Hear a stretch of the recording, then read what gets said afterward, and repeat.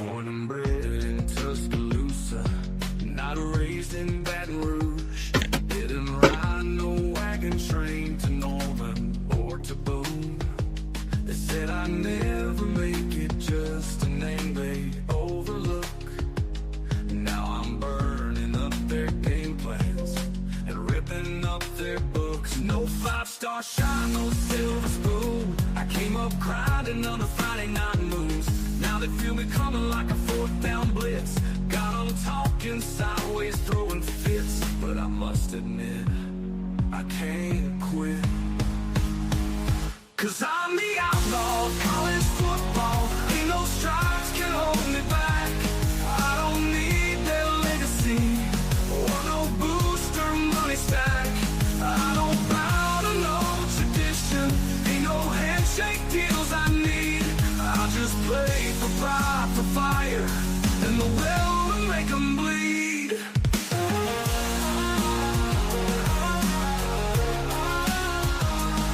I ain't on your media darlings list. No Heisman hype, no clean-cut script. But every time that whistle blows, I leave my soul out on that road. They talk about dynasties and brands, but I built mine with my own hands. Ain't got no statue, no parade, just broken dreams and lines I've laid. I'm the outlaw of college football, the storm they never saw.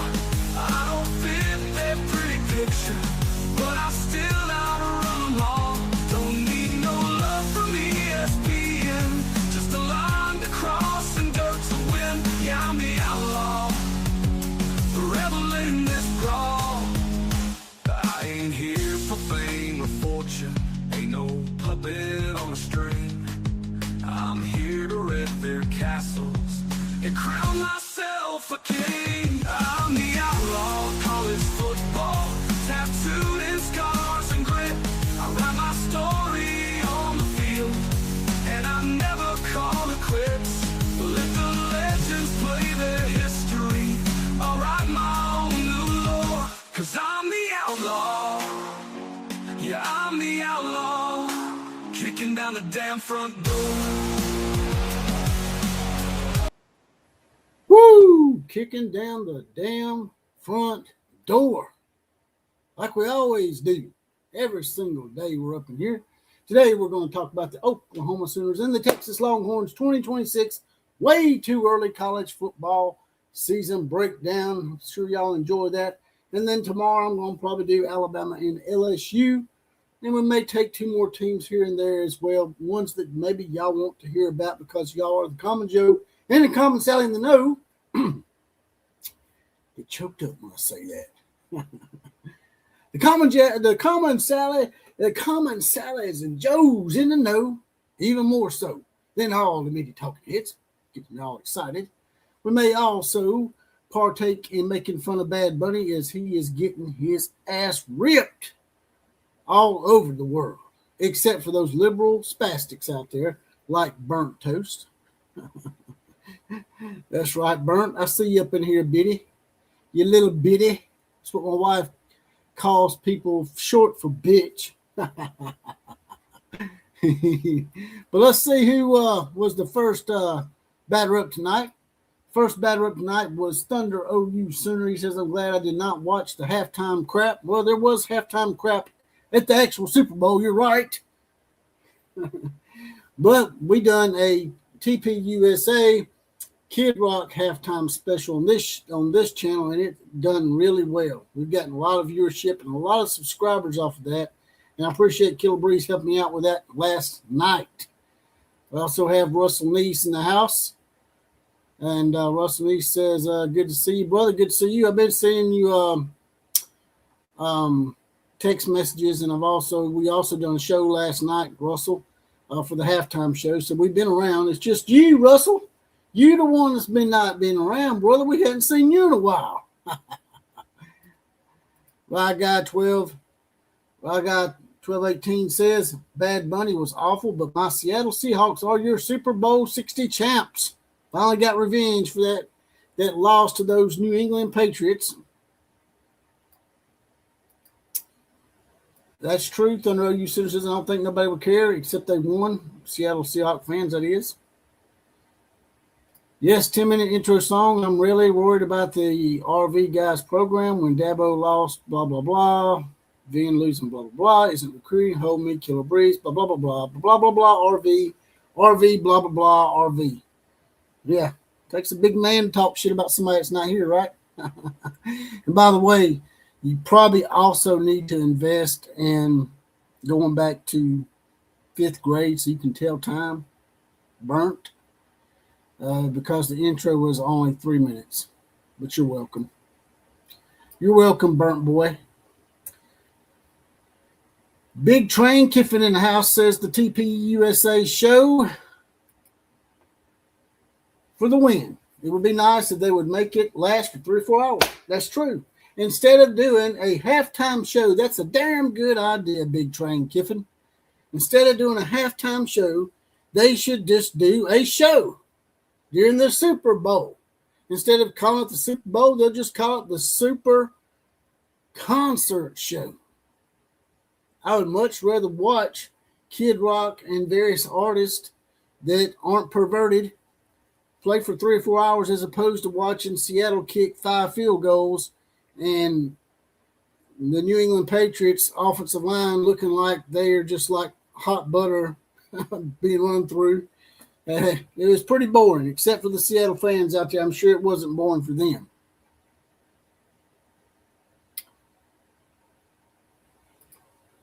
Google gay bunny song lyrics, not necessarily family friendly. That's true. There was also rumors that maybe he had violated some FCS regulations because you're not supposed to cuss on certain platforms like that, like mainstream TV. And he was actually saying some cuss words in Spanish, which means that maybe there was some kind of violation there. Maybe he will get fined. Who knows? Who knows? It would have been good if Tim Tebow was the halftime show. Tim Tebow, huh? You like Tim Tebow? You got a little man crush on Tim Tebow? I like Tim Tebow, actually. Burnt toast. Actually, I do like Tim Tebow. But maybe Tim McGraw is who you're thinking about. The fourth quarter had some action, yeah, but it was basically over with by then. It was 19-7, a threat interception, and it just went to shit after that. But let's go ahead and bring some of that up for y'all right now, just to show all of you liberal spastics out there that ain't just us real Americans and people that adhere to better morals. It ain't just us saying what they're saying about Bad Bunny. It's actually NFL football players and other minorities blasting or basically disrespecting Bad Bunny. But check this out real quick.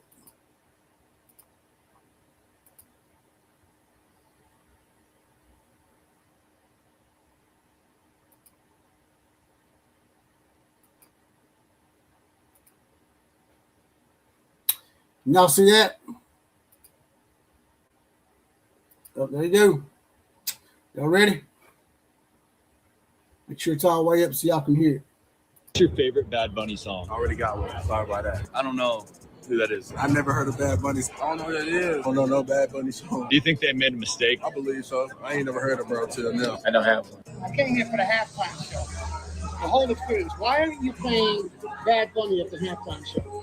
Because I put this halftime show on. No one is dancing, not one person. I'm like, who is this man? Golly. Like, subscribe to the channel, hit the bell so you get notifications. That comes to us from Officer Tatum. He's a real good podcaster. Check him out when y'all get a chance. But yeah, basically nobody knows who the hell Bad Bunny is. And it ain't just white folks. So y'all be playing that race car bullshit up in here. So yeah. How do you like me now? I thought I sent you an invite, Killer Breeze. I don't know if I did or not. I know I sent in our Commish one too. But yeah. We'll see who else we got in here now. What do y'all think about that? What do y'all think about that? What do y'all think about the Bad Bunny? Just nobody knows who Bad Bunny is. Do y'all feel sorry for Bad Bunny now? I mean, not only did he get to do the halftime show for the Super Bowl, which is one of the biggest compliments to an artist that you can get, but nobody knew who he was. And they probably still don't know who he is. You know why? Because nobody understands what he's saying. Most of the people that watch this show, as Clay Travis alludes to in his show, check Clay Travis out as well. Nobody that's watching this show, most people that's watching this show, I'd say at least 80% of the people watching the Super Bowl, they don't know what he's saying. If you're going to have a halftime show for an event this big, where 80% of your audience does not even speak Spanish, then you probably need to have an artist that speaks English. It seems like a no-brainer. This has nothing to do with conservative values. This has nothing to do with Republicans or Democrats. This is called common sense. Common sense for the real Americans. That's us. We don't have no party labels in here. I don't give a shit if you're a Republican. I don't give a shit if you're a Democrat. Party label loyalties are stupid. It's all about being a real American and just doing what's right, man. If a Republican says something that's right, then it's right. If a Democrat says something that's right, it's right. Even though they don't say much right these days because they let the liberal spastics, which are the cancer in this America, hijack the party. I know because I'm a registered Democrat. Not really anymore. I'm more like an independent. Even Spanish speakers had trouble understanding his lyrics, says Rye Guys, because he's probably not really Spanish. He's some offshot, backwoods, toilet-speaking Puerto Rican.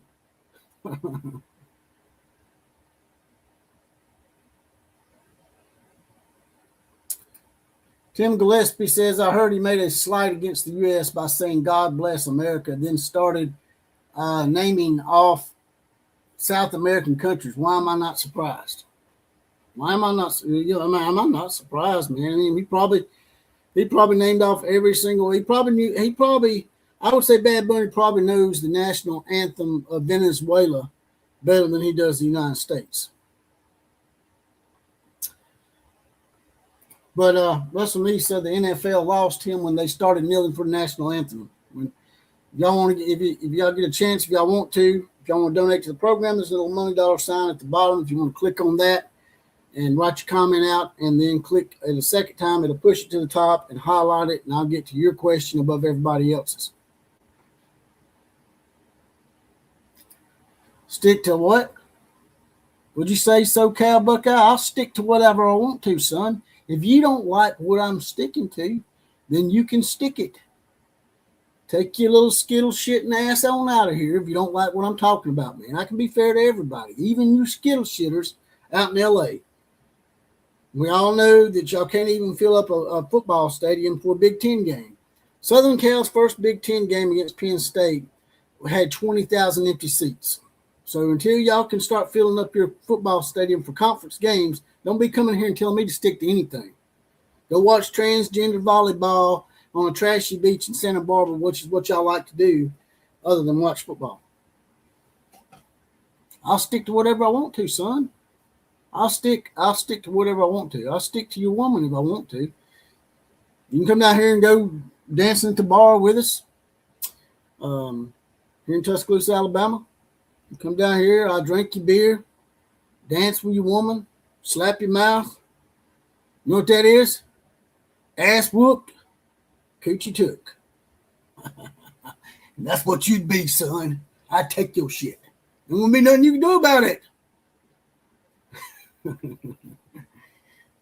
Well, let's go ahead and get into some of these college football way too early breakdowns that I found on collegefootballnews.com. Check their site out. They got a pretty good site. I'm going to bring up those Texas Longhorns first, break down them, and then we'll break down, see where it is, right here it is. Here we go, right here. Get this stupid ass commercial off here first. All right. Make sure I got it up for y'all. There's old Pee Wee Herman. Now, come on, Burnt Toast. You got to admit, Steve Sarkisian looks slightly like Pee Wee Herman with a slightly better haircut. But their haircuts sort of resemble each other, and that's why I call him Pee Wee Herman. It says the good, the bad, and the ugly, and who Texas misses in 2026. It says the good is they play at Tennessee. That's the only game Texas plays outside of Texas until November. So they got all their games within the state of Texas, because we all know they play Oklahoma in Dallas every year. That's a neutral site game, but technically every single game they play outside of Tennessee until November is in Texas. Why does that not surprise me that Texas continues to get preferential treatment behind closed doors from the one known as Greg Sankey, who basically has screwed the SEC by making us go to non-conference games and basically got housed in negotiations by the Big Ten. Got to give the Big Ten credit, man. They triple dog dared Greg Sankey to stick his little illegitimate tongue to the frozen pole like Christmas Story, and the dumbass did it. Last year, the Longhorns had a weird stretch of no games for close to 6 weeks, no home games for close to 6 weeks in the middle of the season. Not this year. In all, just 3 games were outside the state of Texas. The bad, 3 of the last 4 games are on the road. No, the Longhorns can't cry about their away games, but November will be a bear with away dates at Missouri, at LSU, and at Texas A&M.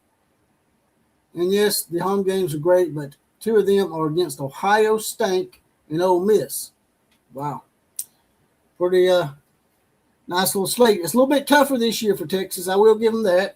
Not much tougher than anybody else, but not as easy as it was this past year for them. They still went 9-3.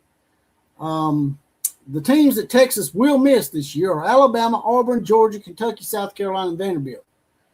Alabama and Georgia are both not on the schedule, so Texas catches a break right there. Surprise, surprise. Not playing Alabama for a 3rd year in a row is huge. Not having to deal with Georgia's outstanding too. However, the Longhorns missed 3 teams that didn't go bowling. Then it says the best and worst case scenarios in 2026. We'll get to that though. See what people in here saying.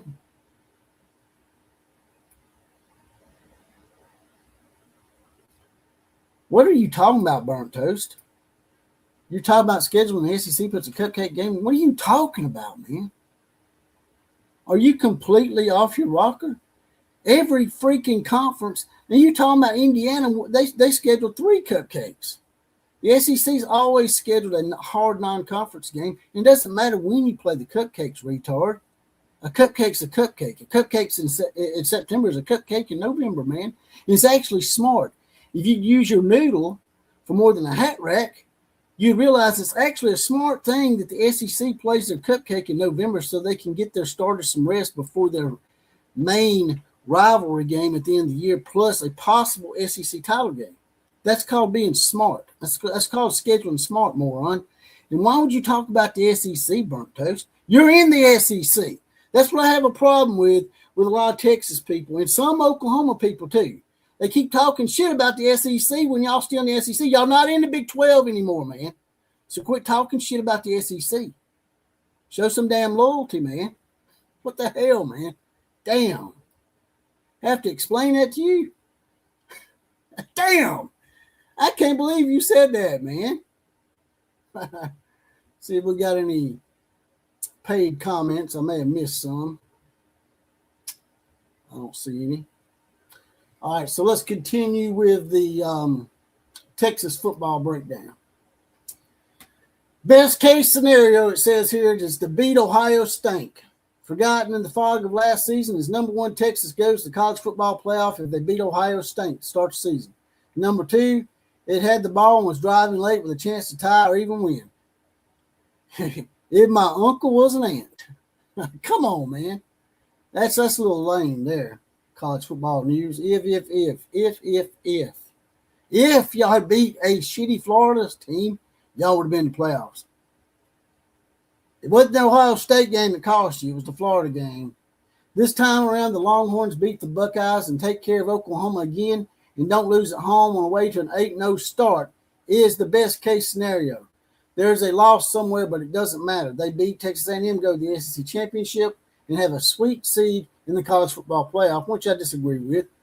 I disagree with the fact that going to the SEC title game is a good thing. If I was Texas, Alabama, Oklahoma, Florida, Tennessee, LSU, all these big schools, Georgia, Tennessee, all the big name schools in the SEC need to get together and say, hey, Greg, you already screwed us by making us play 9 conference games.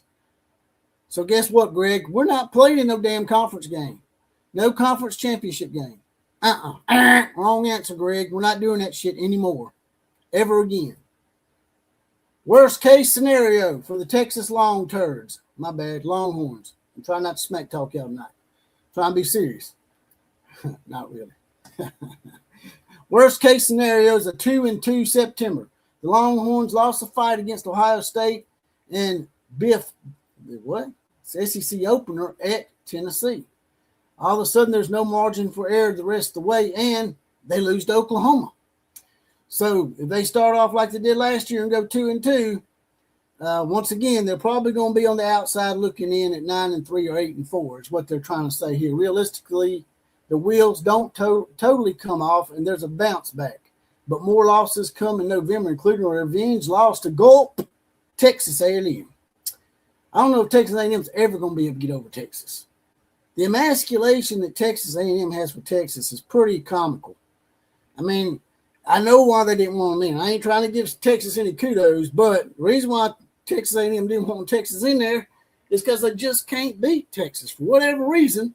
I think Texas has got like an astronomical lead in that series. People act like it's such a close series.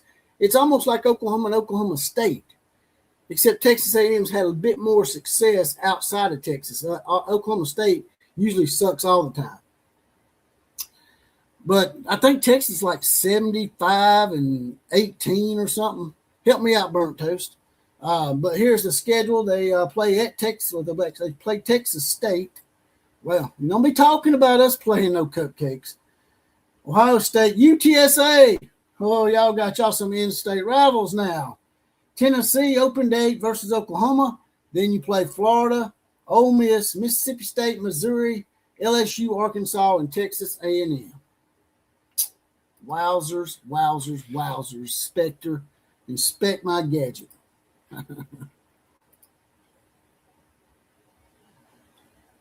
What are you talking about, retard? You're in the SEC.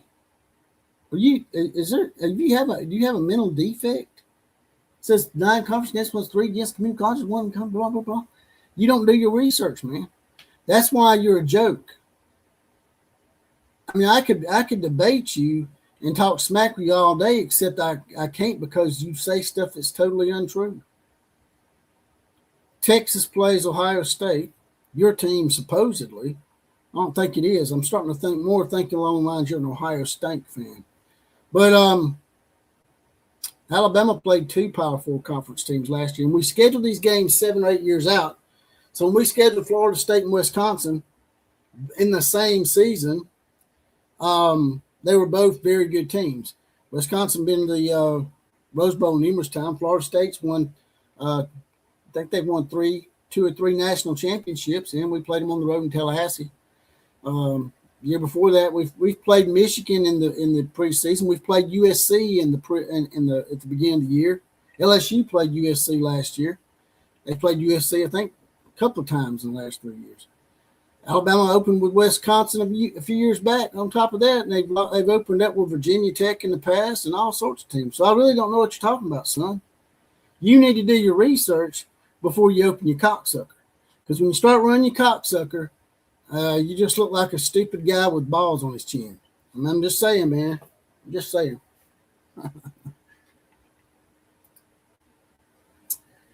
Burnt Toast is probably listening to Gay Bunny too much. The SEC don't get to have Texas. The SEC offered Texas. If you don't like being in the conference, if you got some shit to say about your own conference, y'all did deep six or tried to deep six the Big 12 of your stupid ass Longhorn network that nobody watched. They had to cancel that shit. That shit was worse than Joni and Chachi. Show my age a little bit, but the spinoff of Happy Days, that's what Texas is. Actually, what happened, Burnt Toast, is this. I hate to hurt your feelings. But way back when, the SEC wanted Texas A&M and Oklahoma. We couldn't get Oklahoma to come. They wouldn't leave Oklahoma State behind. Fast forward to now, Oklahoma's finally decided they're going to leave Oklahoma State in the charity case in Stillwater behind. They need one more team. So they take Texas. Without Oklahoma, Texas is not in the SEC. So even though y'all beaten Oklahoma, what is it, 2 out of the last 3, 3 out of the last 4, something like that, you need to thank Oklahoma for getting you in because they have more national titles than y'all. They got a better winning percentage than y'all the last 50 years. So I'm just saying, you need to be nice to the Oklahoma Sooners and get on your freaking knees and kiss their Sooner feet. Right now, if you want, you can just do a little image for us here and maybe type something and let us know that you've realized you've come to the error of your ways. All right, so let's get to the Oklahoma rundown for all you Oklahoma fans in here.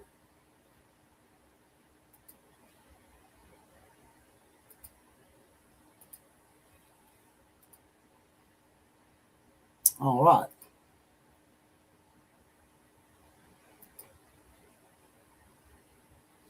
And there's a stupid commercial on. Nah, nah, nah, nah. All right, there we go. Now, before I get to this Oklahoma outlook, the Oklahoma way too early breakdown of their 2026 football schedule, let's see what we got going in the comments section. Everything I said was not just wrong. Burnt Toast. Everything I said was my opinion. Doesn't mean it's wrong. Just like your opinion is the SEC plays 3 conference games, but it's not really an opinion. Actually, it's a fact that the SEC does not play 3 cupcakes. As I just explained to you and laid it out there for you, there's numerous instances where Alabama's playing USC, LSU's playing USC, Alabama's playing Florida State. All these teams, Alabama and LSU and Tennessee and Ole Miss and Georgia, maybe not Georgia as much, but Florida, teams like that, they've all played tough non-conference games at the beginning of the year. Texas probably don't do that too much. It just now started doing it. Maybe, I don't know. I don't keep up with Texas as much as you. But actually what I said was factual, and this thing that you're saying is wrong, Texas Toast, because what we're talking about right now is opinion and not fact. My opinion is that without Oklahoma, Texas doesn't get in. Your opinion is that we needed Texas for whatever reason. Granted, Texas has a big name, and I'm just trolling you back somewhat. I'm not going to give you kudos until you stop telling lies. If you stop telling lies, brother, I can give you kudos. I can debate with you and disagree with you and have a good time. But if you're going to come here and tell lies, then I'm going to do it back to you. You understand what I'm saying here? All right, so let's get to it here. The Oklahoma football 2026 schedule outlook and analysis. For all the talk about team schedules and gauntlets, Oklahoma had a killer over the back half of last season, and at least it seemed that way on paper. In the end, the Sooners did what they needed to get into the college football playoff and had a breakthrough season, which Texas didn't do. Texas did not get in the playoffs. The 2026 Oklahoma football schedule will be even more challenging this year, and here's our breakdown: the good, the bad, and the ugly, and who Oklahoma will miss in 2026. Here's the good scenario. There's a good midseason run of winnable games for Oklahoma who can take advantage of if they get through this gauntlet at the beginning of the year. They have Kentucky, at Mississippi State, South Carolina, and at Florida. That's 4 straight games against teams that did not go to a bowl game last year.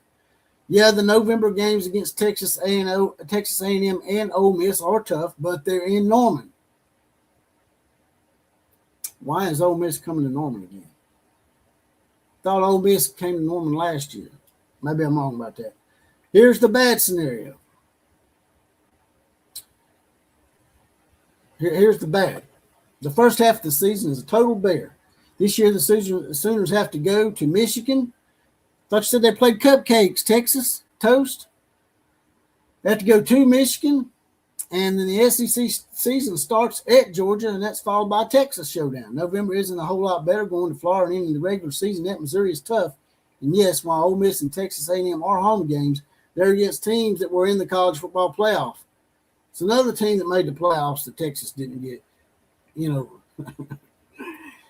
y'all beat A&M and Oklahoma and still couldn't get in. Damn, that's got to suck. Oklahoma will miss Alabama, Arkansas, Auburn, LSU, Tennessee, and Vanderbilt. Not playing Alabama or LSU this year is great, and missing Tennessee is always a positive. It would have been nice to miss more killers, though. Well, there's so many killers in the SEC that you can't miss them all. Oklahoma's best and worst case scenarios in 2026. Best case scenario, the Sooners start 4-0. If they start 4-0, and then they have that mid-season run of mid-card teams, that's going to bode well for Oklahoma, as it says here. Everything got rolling last season with a 5-0 start that provided a buffer for the loss to Texas. This time around, there aren't any problems with UTEP and New Mexico, and with wins at Michigan and Georgia, it's going to be game on. With a healthy John Mature, the Sooners get by Texas and rip through a manageable stretch, and all of a sudden they're 9-0 when Ole Miss comes to town. That is the best case scenario for Oklahoma. Here's the worst case scenario. Michigan and Georgia rise up and rock. The Sooners have their first two-loss September since 2016. The team won 10 straight after that, though, with losses to Michigan and Georgia on the road. After dropping the date against Texas, it might be a 2-3 start, and the college football playoff shot is gone, and then it's a battle just to stay relevant. 2 more losses, like at Florida or to Ole Miss or Texas A&M, put the pressure on the road game at Missouri to be bowl eligible. And there's y'all's schedule. Start out with UTEP at Michigan, New Mexico at Georgia, open date, Texas, Kentucky, Mississippi State. That'll be interesting. Going to Mississippi State and playing Jeff Lebby. Mississippi State's really improving, too. I'm sure Jeff Lebby would really love to stick it to Oklahoma and Starkville after how some of the fans at Oklahoma treated him. South Carolina, Florida, Ole Miss, Texas A&M, and at Missouri. Games that will decide Oklahoma's season. It says here at Georgia, Texas, and Michigan. Well, no shit. That's Captain Obvious stuff right there. But, yeah, that's their breakdown of the Oklahoma Sooners football schedule. So let me go back and look at some of these comments.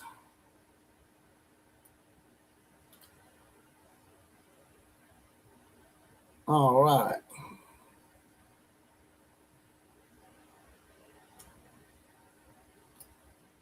I Am Sooner says, hey, Outlaw and people in the posse, what's going on, I Am Sooner?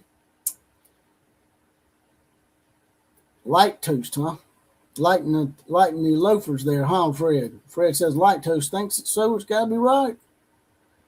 Lance Flores says, yeah, you can scrape the burnt off toast, but it will still taste burnt. Yeah, once you burn the shit, it's burnt. Once you're burnt toast, there's no coming back. Toast keeps moving the goalpost because he knows he's full of shit and can't admit it to himself. That's true. Yes, Michigan's got some disarray going on, but you're still playing Michigan, who is only, what now? Michigan is, 2 years removed from being a national champion? They're playing a team that won the national championship just 2 short years ago on the road. So you ask much more than that. And it's just like I said before, burnt toast. You can't schedule knowing whether teams are going to be good or not. When Alabama scheduled Florida State and Wisconsin, they were both teams that were contending for their conference titles.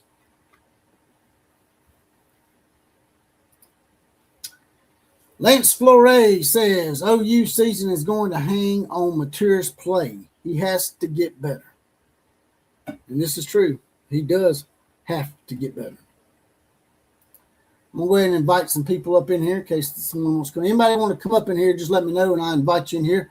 If you want to come in here burnt toast and face me face to face, by all means, come on up in here.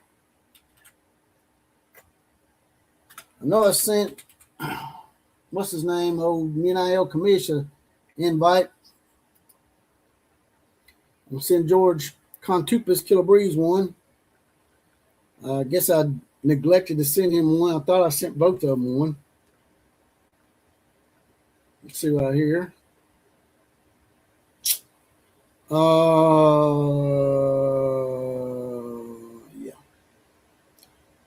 All right.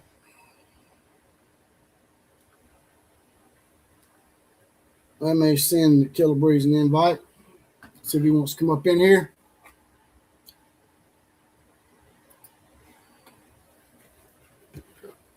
So Killer Breeze says he's not at home. All righty then.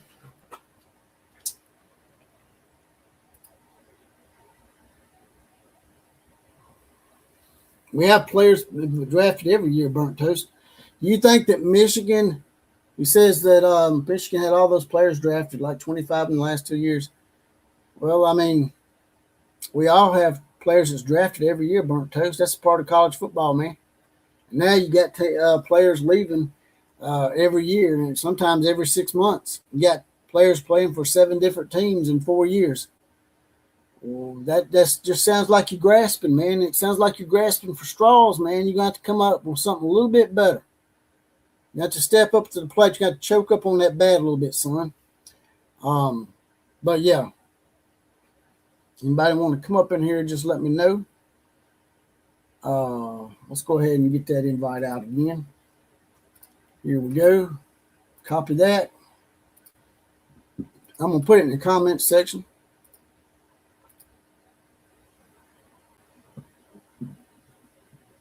Out there is the link if you want to be up in here. So, yeah. Oh, Killer's at his woman's house. Maybe. Killer may be getting some loving tonight. Who knows? Who knows?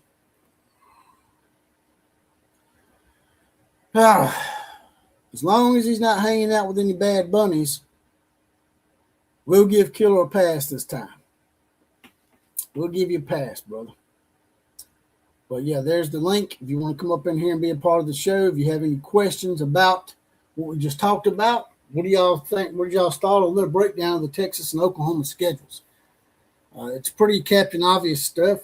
If for some reason Oklahoma can make it through their first 5 games, 4-1, I think Oklahoma can be in a good position to make it back to the playoffs again.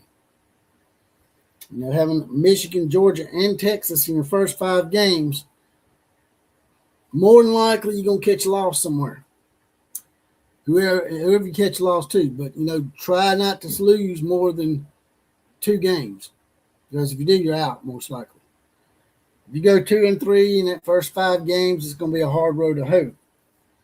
And a lot of people will say, this ain't me saying this, y'all don't get mad at me. Without Alabama, Oklahoma's Brent Venables probably doesn't have a job today. And the reason why I say that and the reason why people have said that to me is because without beating Alabama last year, Oklahoma doesn't have a winning season and Oklahoma doesn't make it to a bowl game. Without beating Alabama this year in Tuscaloosa, Oklahoma doesn't make it to the playoffs. If they lose that game in Tuscaloosa, then Oklahoma doesn't make the playoffs. That's pretty much a given. So, once again, y'all can thank my other Crimson Nation over here, the Alabama Crimson Tide, for saving Brent Venables' job.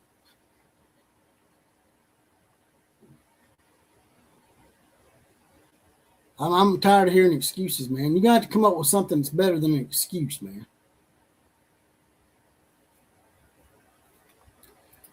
Burnt toast, he just can't get over the whole RV thing, man. You know, I know a lot of my rich booster buddies out here at the University of Alabama. that own an RV or two, and they would be wondering why you have a problem with RVs. No, man, it sounds like you have some kind of tragedy or some kind of trauma involving an RV, man. Did you get touched or something? Did you go to one of those Austin liberal, spastic, perverted child pedophile parties in Austin, Texas? Somebody touched you in an RV or something? I'm just curious because you keep talking about Killer Breeze's RV. I just don't understand why you keep talking about the RV. What's wrong with an RV? I don't get it. I wish I had an RV. Says, I wonder when Killer Breeze leaves his RV, does he drive on an electric vehicle? I bet he tows a Toyota Prius to that RV. Sound like you know a lot about electric vehicles and Toyota Priuses. You don't like Toyotas? Toyota's a pretty damn good car, man. Whether y'all want to admit it or not. That's a pretty good car. I've had a few Toyotas in my time, and they last forever. I know a guy that's got a Toyota truck from 1988. It's got 972,000 miles on it, almost 1 million. And it's still running to this day. Because Toyota's a pretty damn good vehicle. I got a Toyota Camry, actually. Real sporty edition. Got a little spoiler on the back of it. It's a nice little Toyota. Yeah. Even if you did drive a Prius, I mean, I don't understand what that's all about. Oh, man. You drive one of them little electrical cars, one of them one-seaters. It might be a two-seater. Says Burnt Toast is jealous of Killer Breeze's RV. Well, damn. I knew something was afoot. Big Train Kiffin says Bad Bunny and Diddy got a hold of Toast. Huh. Is that why the toast got burnt? Why would you name yourself Burnt Toast? That is the question of the night for everybody in here. And they spelt it with 2 U's. So, everybody in the comment section, y'all give me your opinion on why someone would name themselves Burnt Toast.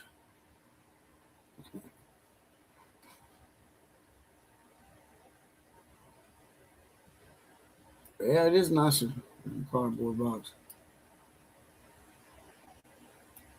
Burnt Toast says, you know what a driving Prius is about. I keep bringing up Priuses, man. You sound like you're an authority on a Prius. I Am Sooner says, bold out take on Bama and OU. I think you're right, but interesting. I am right, I think. I Am Sooner. I'm not, like I said, I like Oklahoma. One of probably my second or third favorite fan base in the world, even though we had a little spat last year over some stupid shit I'm not going to get back into. But it's actually facts. I'm not really making an argument here. It's pretty much fact that if Oklahoma doesn't beat Alabama last year, Oklahoma doesn't go to a bowl. If Oklahoma doesn't beat Alabama this year, Oklahoma doesn't go to the playoffs. That's why Notre Dame fans were actually targeting Oklahoma more than they were Alabama or Miami. They were saying Oklahoma didn't belong. That's what the Notre Dame fans were saying. They also say that Oklahoma stole their "We Are Champions" sign. That's what a lot of Notre Dame fans have been saying. Just playing.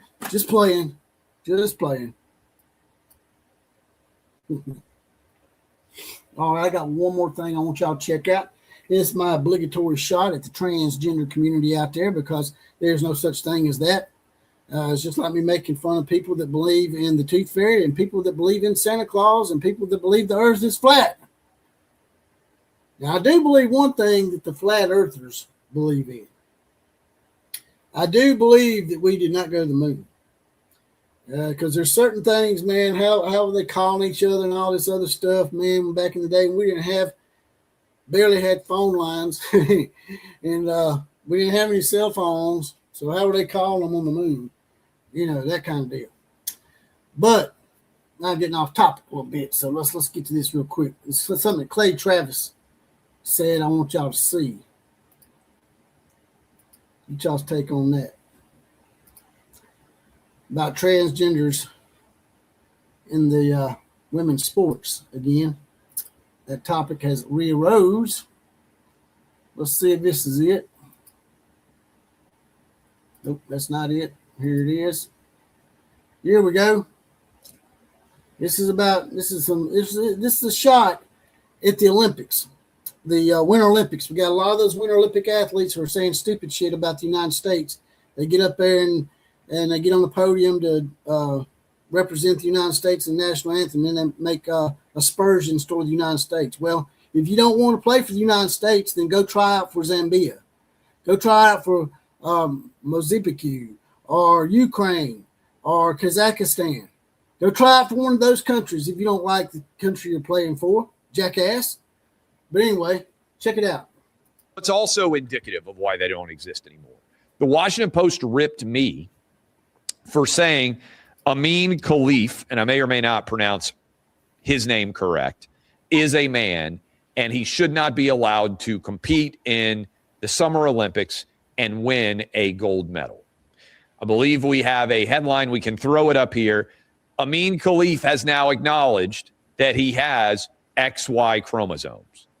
You are a man if you have XY chromosomes. So we got criticized at Outkick. The Washington Post specifically ripped me for talking about this. This is a man who won a women's gold medal in boxing. A man beat up women and got a women's gold medal as a result. There's the key word. A man beat up on a woman. But you liberal spastics out there are okay with that, see? That's why I'm leaving the Democratic Party, because y'all have allowed these liberal spastics to hijack your party.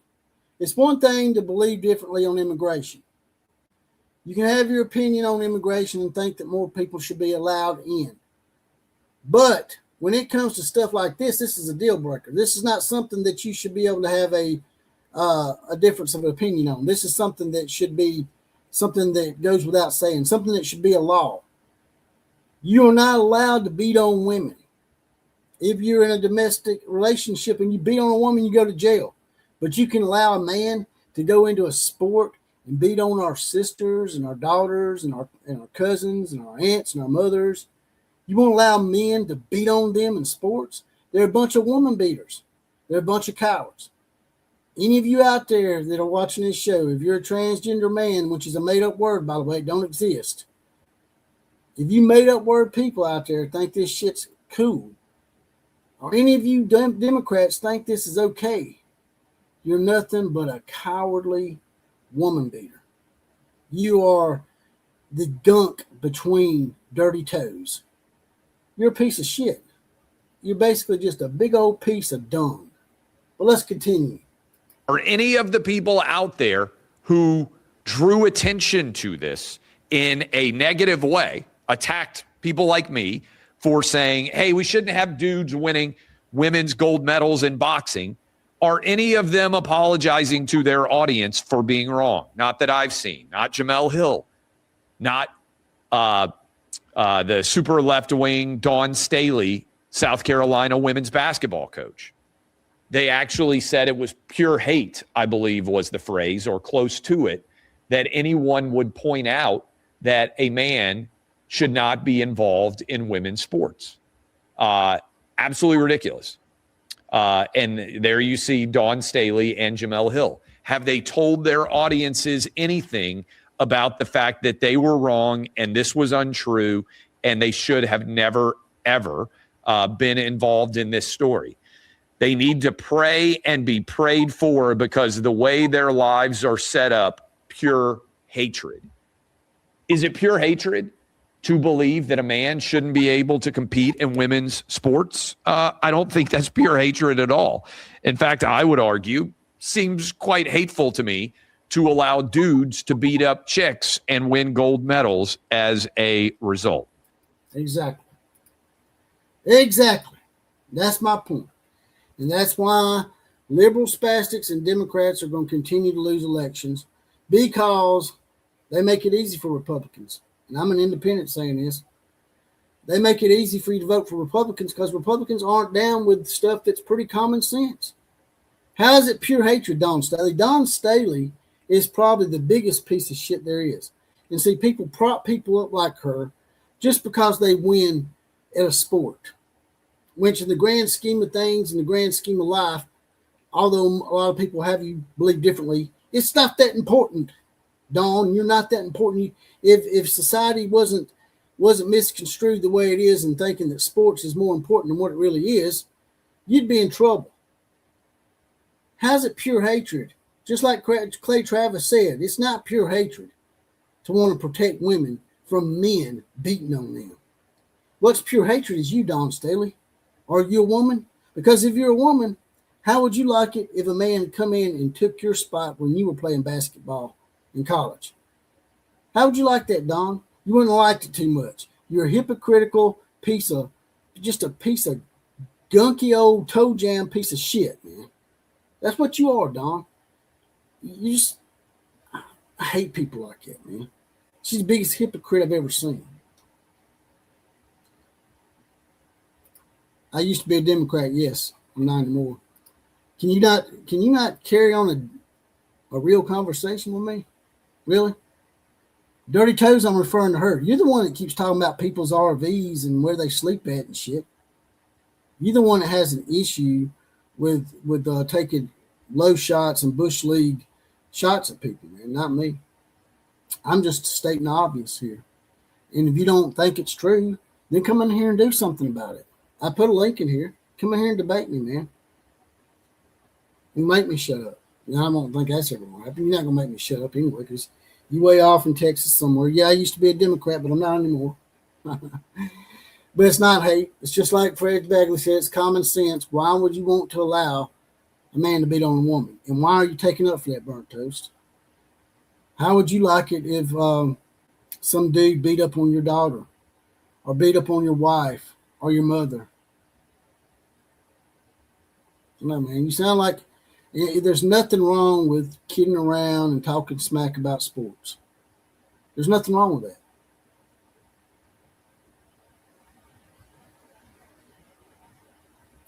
The reason why I keep talking about it is because that's what I think of. I just explained that to you, man. When I think of Dawn Staley, I think of gunk. I think of shit. I think of that piece of white shit that gets right there in your mouth when you're really thirsty. It's not something that you want to be aligned with, as you say.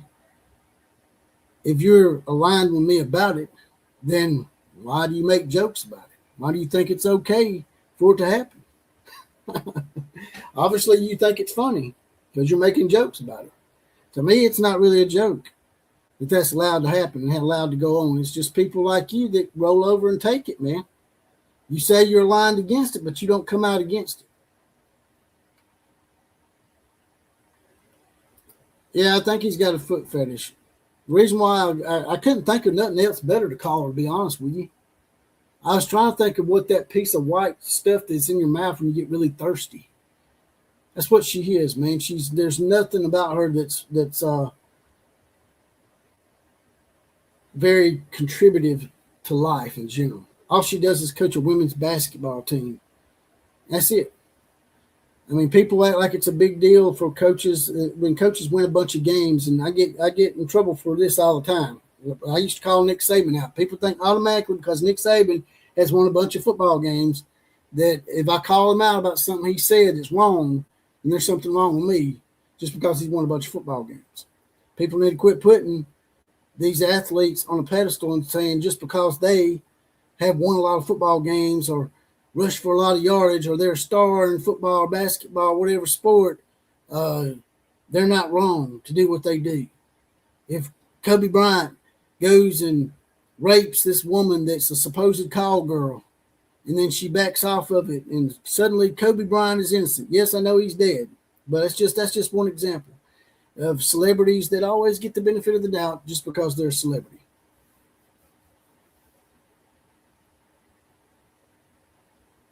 You want your team to beat them. What are you talking about, man?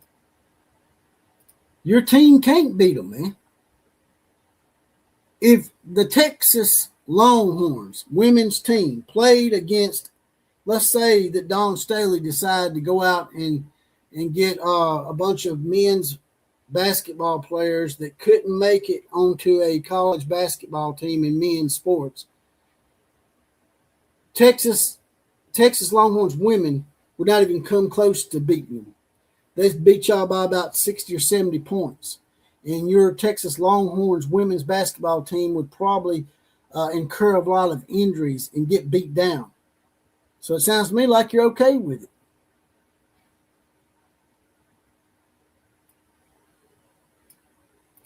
I think he's talking about Oklahoma. Okay, well, I didn't know. We keep changing gears and the conversation keeps going in all different directions. So I'm not really sure what he was talking about. If that's the case, my apologies. Peru is a third world country in South America. Why is that relevant? I guess I'm missing something. White speck on a chicken. Yeah. I don't know what the Peru stuff means, but I always heard Peru was a pretty cool country. Ain't the capital Lima or something? Is that where that boy went and hid out, and the one that killed that girl in Aruba? Didn't he go hide out in Peru? He killed the Peruvian president's daughter, and then they put him in prison finally? Getting off topic here. So from that breakdown that I saw with Oklahoma and Texas, it seems like Oklahoma and Texas both have a very gaudy September where they got to prove themselves. And by the time they play each other, they may both have a loss. They may both have already called a couple of losses. Who knows? I think it's imperative that both Texas and Oklahoma try to get out of September into October with only one loss if they both want to make the playoffs. Next year, like I said, Oklahoma's got a pretty tough schedule. If John Mateer stays healthy, if he stays as healthy as he was at the beginning of the year, I don't think he ever really truly recovered because they didn't give him time to. If he recovers to the point how he was playing at the beginning of the year, Oklahoma could make a run back to the playoffs, maybe even better. Who knows? Texas, Arch Manning has another year under his belt. Trying to be honest here, he looked like he progressed a little bit more as the year got going later in the year. Got a couple of good wide receivers coming in for Arch Manning. Cam Coleman's coming in. So if they can make it into November with just one loss, Texas will be in pretty good shape to probably go to the playoffs and maybe further than that. It would not surprise me if Oklahoma and Texas both ended up making the Final Four in the college football playoffs if things break just the right way.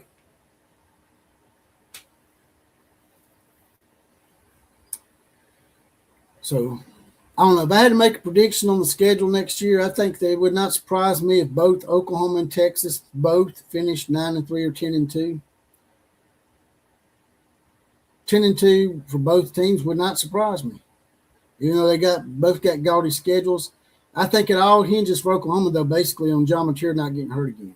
I know a lot of Oklahoma fans, he lost favor with a lot of Oklahoma fans toward the end of the year, but that wasn't his doing. I mean, he was brought back too early. So I think he'll be, if he stays healthy, then Oklahoma could make another run at the playoffs. But if they don't, if for some reason they do catch a couple of losses early on, as they were saying, there is a possibility with the kind of schedule that Oklahoma has, Oklahoma could just be fighting to get bowl eligible again.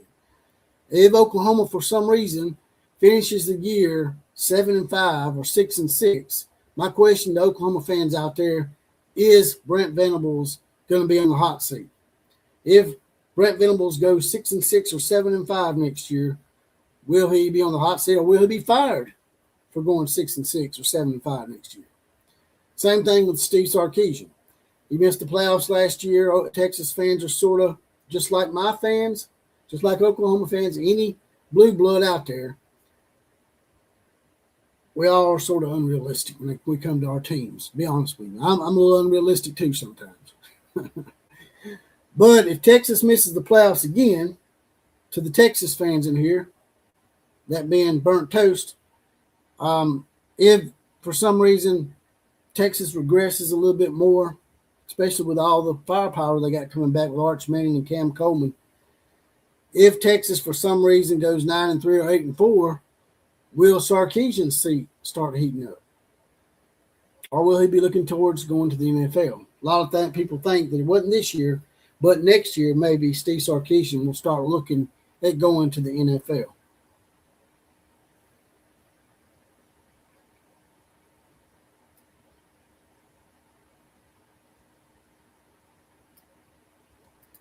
Absolutely, says Russell Neese. Russell Neese says absolutely. You mean absolutely Brent Venables would be on the hot seat or he would be fired? Appreciate it also, Russell, by saying this is a great show. I'm going to do LSU tomorrow. LSU has a brutal November, no cupcakes. I'm going to try to do LSU and Alabama tomorrow. They have the Alabama one up. I don't know if Pete Futech has that one up yet.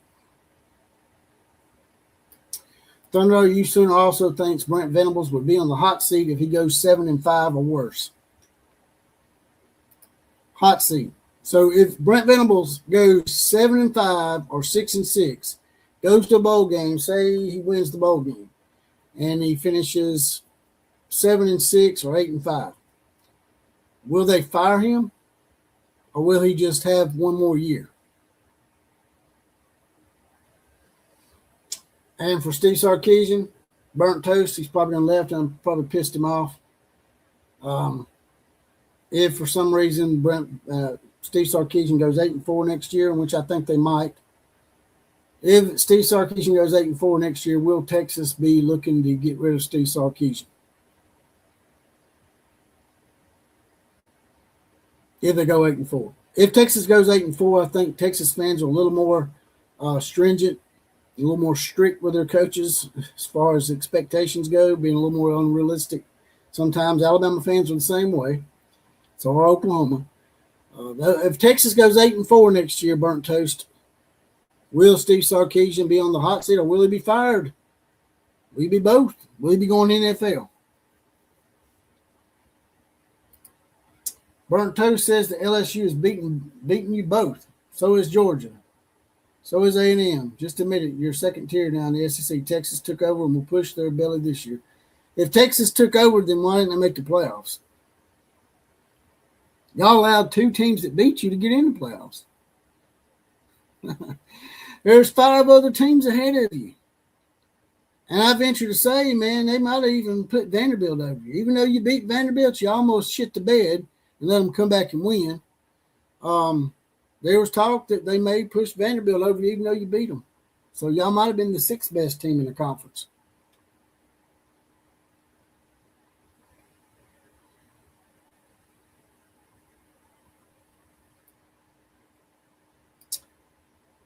Big Train Kiffin says, Roger that out. Let me know. I'll come on and chat with you and the posse.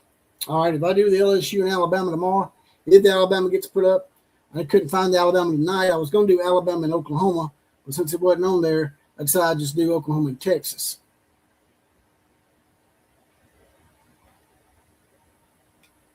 I doubt that Alabama and Oklahoma is the next Nebraska and Iowa, the SEC, because they both made the playoffs last year.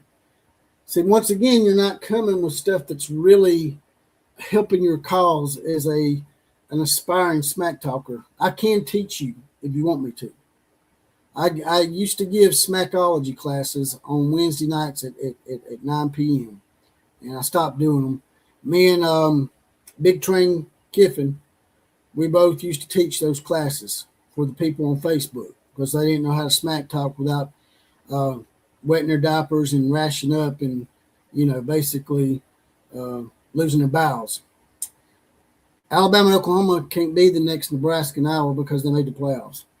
Nebraska and Iowa have never made the playoffs. So your comparison, your analogy fall way short. But like I said, if you'll hit me up on X at OCF Productions in DMs, I'll add you as a friend. I'll be nice. And I can teach you. Or either I can get Big Train Kiffin to come out of retirement and he can teach you. Yes, I think Alabama deserved to be in the playoffs. You know why? Because they won a game. The only way you can say a team didn't deserve to be in the playoffs is if they lose a game. If they lose their first game. If they don't win not one single game in the playoff, then your argument can be they didn't deserve to be in. Otherwise, it's not. Notre Dame did not deserve to be in the playoffs. They lost to Miami and Texas A&M, who are both in the playoffs. You cannot put Notre Dame in over a team that beat them. Two teams that beat them, really. Now, they wouldn't have got in over Texas A&M regardless because Texas A&M only had one loss. But and Texas A&M lost in the first round. So if Texas A&M lost in the first round and they beat Notre Dame at Notre Dame, then probably means that it probably means that Notre Dame didn't deserve to be in. And Texas A&M probably didn't deserve to be in either. So you're only going by win and loss record, which is a mistake. I mean, it does matter to a degree, burnt toast, but when it comes to just having one or two losses, maybe even a third loss, sometimes it really don't matter, especially with Texas A&M. If you want to talk about a team that probably didn't deserve to be in, it probably Texas A&M. They were down 31-0 to South Carolina and come back and won that game. Probably shouldn't have. They had the easiest schedule in the SEC. They did not play but like one or two ranked teams the whole year. And the one time they play a ranked team on the road, they lose to your Texas Longhorns. So to your argument, if you're going to talk about a team that didn't deserve to be in, it was probably the Colt and the all-male cheerleaders down there in College Station. That's the team probably didn't deserve to be in. Ole Miss didn't manufacture a win against JMU. Ole Miss didn't play JMU. Ole Miss played Tulane. Once again, man, you're coming in here arguing and trying to debate and talk smack, and you don't even have your smack material correct. You know what I'm saying? Don't matter when we finished with 4 losses, bro. We had 3 losses going in. You need to learn how to do your math. You need to learn how to get shit correct. Ole Miss did not play JMU. Oregon did. Ole Miss played Tulane, beat Tulane, and then Ole Miss beat Georgia. So how are you talking shit about Ole Miss now? Ole Miss beat Georgia and probably should have beat Miami had they called that pass interference like they should have. And it should have been Ole Miss and Indiana in the national title game. So how are you talking smack on Ole Miss? There ain't no same difference. It's you're not talking about correct shit. You're getting games wrong. You're getting stats wrong, and you're not coming with anything that has any substance, man. When you're going to talk smack, even if you maybe don't believe what you're saying to some degree, at least make sure what you're saying is, if you're going to quote a stat, which becomes a fact, make sure that that stat is correct, or you look like a complete idiot in your abilities to talk smack. Because Ole Miss did not play JMU. You know, Alabama and Oklahoma both were in the playoffs. They can't be Nebraska and Oklahoma because they were in the playoffs. They already made the playoffs. Texas didn't. You losing, bro. You losing. Got you tapping out, man. I bet you look like one of them, probably like Ronda Rousey after she got her ass whooped by that girl. Honestly, they didn't. Honestly, Notre Dame didn't. Notre Dame lost to Texas A&M and Miami, and they want to try to put Notre Dame in over Miami. Notre Dame didn't deserve to be in, bro. Just because you got 2 losses and another team's got 3 losses doesn't mean you're the better team. It means Alabama played a much more hell of a hard schedule than Notre Dame. Got banged up towards the end and really couldn't compete against Georgia. And as Big Train Kiffin says, same difference is an oxymoron, moron toast. And that is correct. And like I said, once upon a time, we used to teach a smackology class so you don't get in your feelings so much. I hate to see you getting triggered the way you are, man. I'm concerned for you. I have genuine concern for you right now, bro. I think maybe you're rashing up a little bit. And you go get you some of that cream, man, because that shit can get infected, man. You rash up enough, you can get infected. But yeah, Me and Big Train Kiffin, we're old school professional smack talkers from the Facebook days, and so if you need us to teach you the way, we might do it. I have to talk to Big Train because my schedule's a little tight, man. It's a little tight. And with that, I'm going to get out of here after having a nice little grilling session with all you guys and gals, especially old Burnt Toast, the long turd up in here. Appreciate y'all being here tonight. Like, share, comment, and subscribe to the channel. Also, you can donate to the channel. There's a little money dollar sign down there at the bottom. It'll also go to podcast. You can hit that money dollar sign on there. I'm also on Cash App and Venmo under JPC316 on Venmo and money dollar sign JPC316 on Cash App. If you want to cut the middleman out for me and donate to the channel, you can do it that way. KMCA to all the other teams. Class is now dismissed.